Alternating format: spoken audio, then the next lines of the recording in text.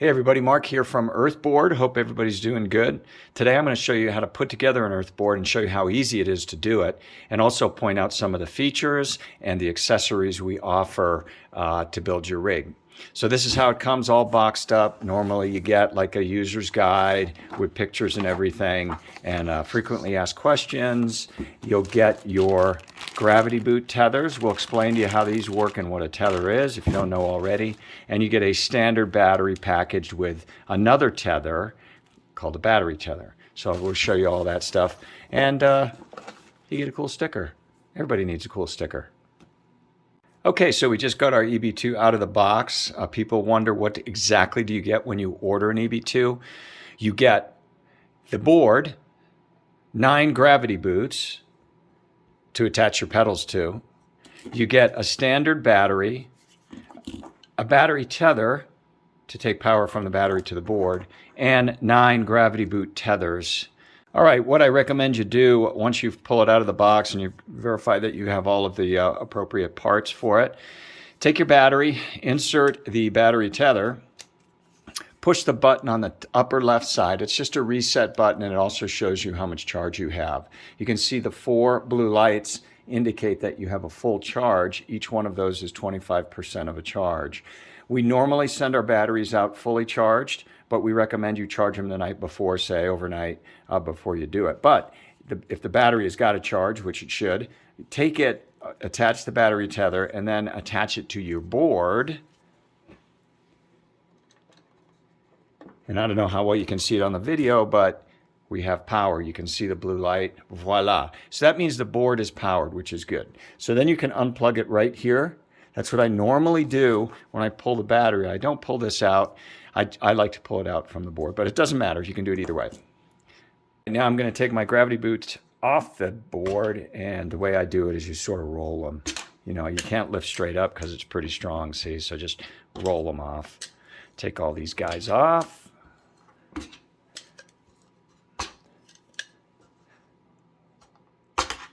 They got some real magnetism up.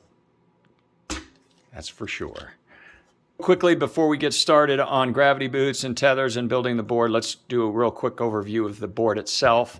Okay, it has 4 steel rails. That's what attracts the magnetic fields from the gravity boots. They're zinc plated to prevent corrosion. On the left side, we have what's called a power port and 2 battery ports. This is where you plug your battery tethers in to power the board.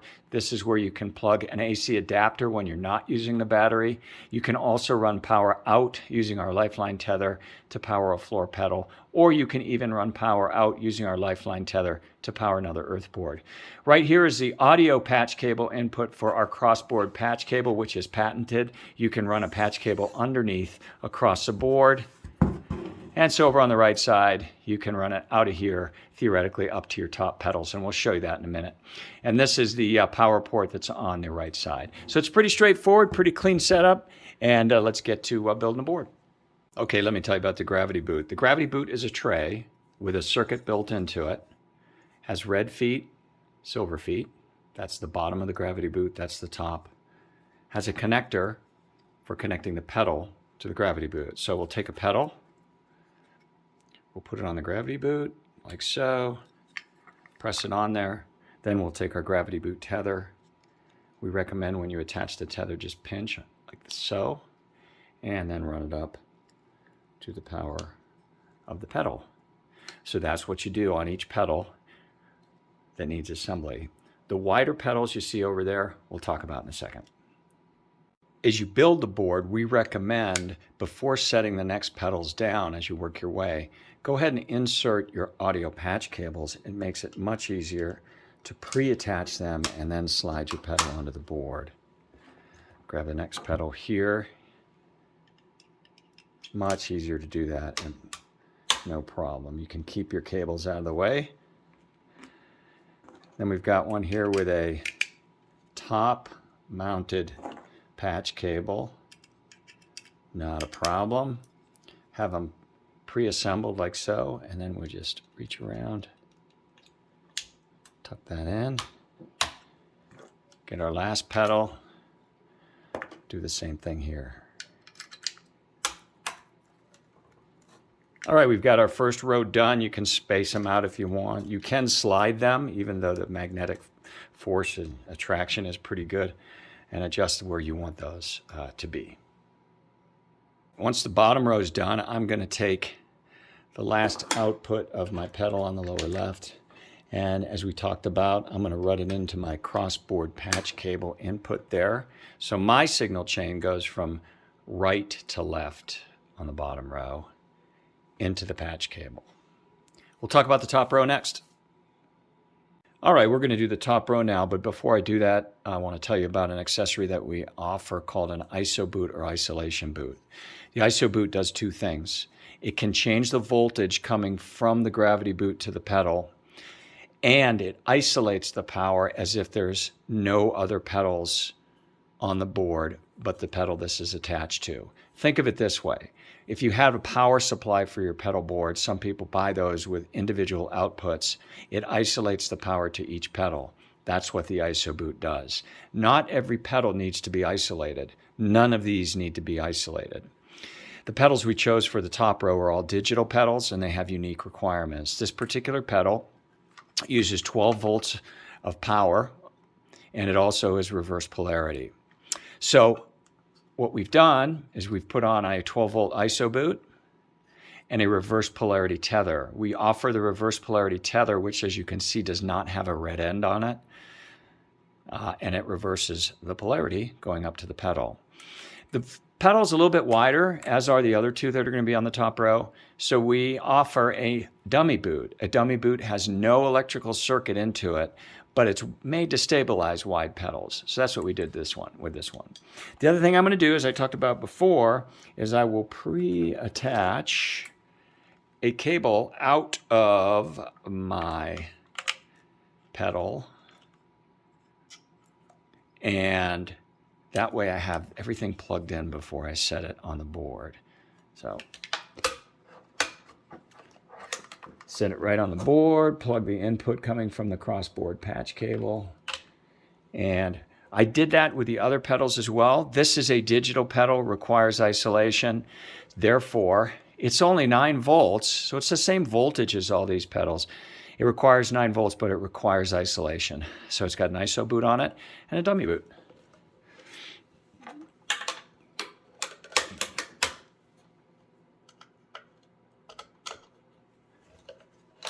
And we'll get our last pedal. We'll put its gravity boot tether in. You know, this has a 9-volt ISO boot like the other one. Add power to it. Put it on the board. That's already got a cat patch cable we don't need to plug in, except from there. We'll slide them a little closer and tuck this around behind. So there you go. The board's done, completely assembled. The last thing we'll do is turn on the power. All right, I'm going to demonstrate how you power the board. In this case, I'm using an XL battery, which is twice the output. You get 2 battery tethers that attach to your battery, and it's double the output, double the capacity of a standard battery. I need it because primarily these 3 pedals on the top take more power. So if you want to know what your personal rig needs for power, find out the power requirements in milliamps of your pedals. It's normally in the user's guide, and total them all up. A standard battery does about 1.25 amps, and this one doubles that to about 2.5. I need at least, I know I'm over 1.25 for this board. So I'll plug it up. I've plugged my battery tethers into the battery, and then I'll go over here and plug my 2 battery tethers into the 2 battery ports on the top left side. There's number 1, there's number 2. And we're good to go. Everything's working good. Lights are on. Battery's doing its job. All right. You can see, let me get it into the frame there. There's the power left right now. It shows you how much is left in the battery. I will show you the standard battery next with a pedal board that doesn't require as much power as these top 3 do. here's an example of a board that doesn't need quite the power. We put a super trem on, a tremolo, phase shifter, and an old school line 6 delay. This is an awesome delay, by the way.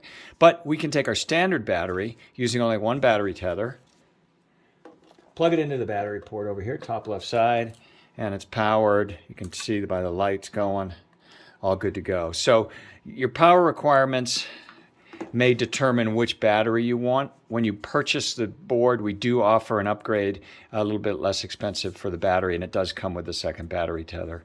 So there you have that. I'm going to show you how easy it is to swap pedals or remove and replace pedals. First thing you want to do before you do any of that is depower the board. I'm just going to pull the battery tether out of the board. And then I'm going to swap these two overdrives around. Remove the pedal, remove the patch cables on either one. And then I can move it over, move this one over here. So generally, again, before you put it on the board, have your patch cables all set up on your pedals. And I'm going to go into the tube screamer here and have a patch cable set up to go back into the GE7 equalizer pedal, set it on the board, and you're done. Let's power it up, make sure everything works. All good, all good. The next thing I'm going to do is show you how to replace a pedal. So just like we did before, we'll depower it. I want to take off my tube screamer. See, I've got my patch cables ready and waiting. I'm going to put on this Zen drive. In there, kind of neaten up my cables, my patch cables, everything looks good. I have it where I want to put it. Plug my battery back into its battery port on the left side, and we got power. So it doesn't take long to swap pedals. That's one of the reasons we designed this board, so that you don't have to rip stuff off Velcro and go through all that. People often ask, how do I power my floor pedals that I don't want to put on the board? Well, we've developed a solution for that using a tether we call the LifeLine. The LifeLine Tether is a cable that connects from the power port, which is on the lower right side. There's also one on the lower left side, to power a floor pedal. So that way you can have your pedal on either side. Provides power to a floor pedal, or you can plug it into the power port of another EARTHBOARD, whether it's the SR or the EBII-2, and power a second board. You can daisy chain your boards together. Lastly, the power port can be used to plug in an AC adapter. Let's say you forgot to charge your battery or you misplaced it or something. The AC adapter is a great backup where you can plug in the power and run our 10-foot cable into either side of the power port. Just a reminder, don't use the battery when you're using the AC adapter. But it's a great backup tool, or if you have a studio with clean power, it does a great job. It has protective circuitry, so if it's something short circuits on the board, it'll automatically shut off at the adapter. It will reset once it senses normal power. So as an aside, the battery does the same thing. The only difference is if you have a short, you have to reset the battery by pushing the upper left switch. This is all in your user's guide. Check it out. We also offer our own custom-built patch cables. They have 90-degree connections with non-metallic heads. We offer them in 3 lengths, 4-inch, 6-inch, and 8-inch. They're great. They're a great buy. They're available on our website, also on reverb.com. Thanks for watching this. Share with your friends. If you have any questions, probably the best way to contact us is email info@earthboardmusic.com. We look forward to serving your needs. Nobody makes a pedal board like ours. We're excited about it, and we appreciate your business.